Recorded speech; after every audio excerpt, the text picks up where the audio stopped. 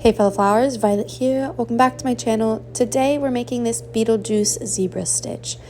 To get started and to capture the spooky and whimsical nature of Beetlejuice, I have this purple craft lace as well as some green and some black and white for that zebra center.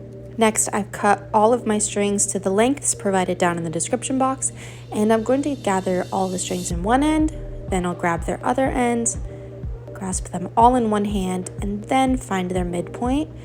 And for my green string, which was my main string, I need to even that one out individually. So I'm grabbing those two ends and then just pulling it through my hands until I find its midpoint. So now everything should be even out, and I'm going to arrange the strings over my finger like so. And the idea is to have the two purples on the ends and the black and white in the center, so that way we can do a zebra stitch in the middle.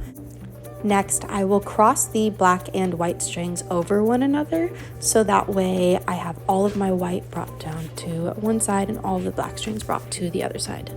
Next, you should be able to see that you have all the whites gathered on the right, all the blacks gathered to the left, and then the purple on either side, as well as that green string running underneath all of them. Great, so we can do this. We're gonna start this by bringing this top green string down to the bottom left, or just left of that bottom green string, and then I'll bring that other green string up. Next, I'll grab this purple string that is on the top right, and I'm going to weave this over the green string on the right and underneath that green string on the left. So I'll go over and under, and I'll grab him and pull it all the way through. And make sure that if any strings get twisted that you straighten those out. Luckily, I'm good to go right here. Next, I'll grab the purple string that is across the way, and I'll go over the left green string and under the right green string. So you'll notice that the pattern is always over under, but depending on which string you're grabbing, so if you grab a string from the right, you go over under towards the left. If you grab a string from the left, like this black one, I'm going over and under, but towards the right. Now I can continue doing this for the rest of the strings, continuing to weave them all the way down. And don't mind my 2-year-old organizing all the string behind me. And we'll finish off by pulling this purple one through. And now we can pull all of the strings tightly. And you'll see that we have successfully started a zebra stitch in the middle of our 4-strand wall.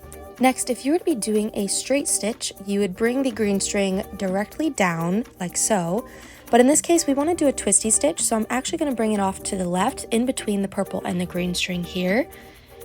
And then I'll just hold that with my hand, and I'll grab the other green string that was on the bottom, and I'll bring that up also in between the green string and the purple. So you can think of this as going diagonally across the face of the lanyard. Next, I'll just weave those side strings just as usual. So I'm still doing that same pattern of going over and under. And the same thing going towards the left since I'm grabbing a string from the right. And then I'll alternate those strings which I'm pulling through. So first I grabbed the string from the right. Next I'll look for his partner over here on the left.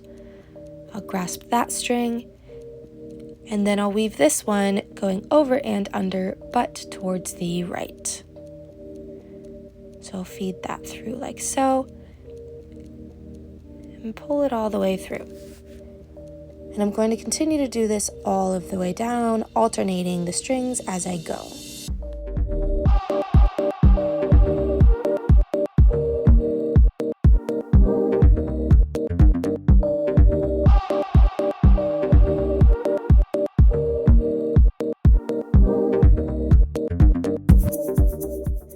Then I can pull it all tight and repeat that same stitch to get the kind of Beetlejuice effect. So after a while, you'll have something that sort of looks like this, and you may only have a couple of inches of string left.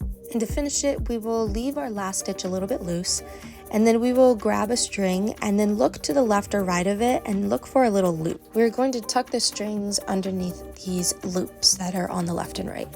And then once we go all the way around doing this, we can pull it all tight and kind of press those strings upwards to finish it off, then trim it, and then we are ready to call it a day on this lanyard.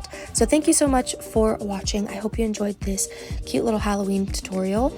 Keep blooming, and I will see you guys in the next one. Bye.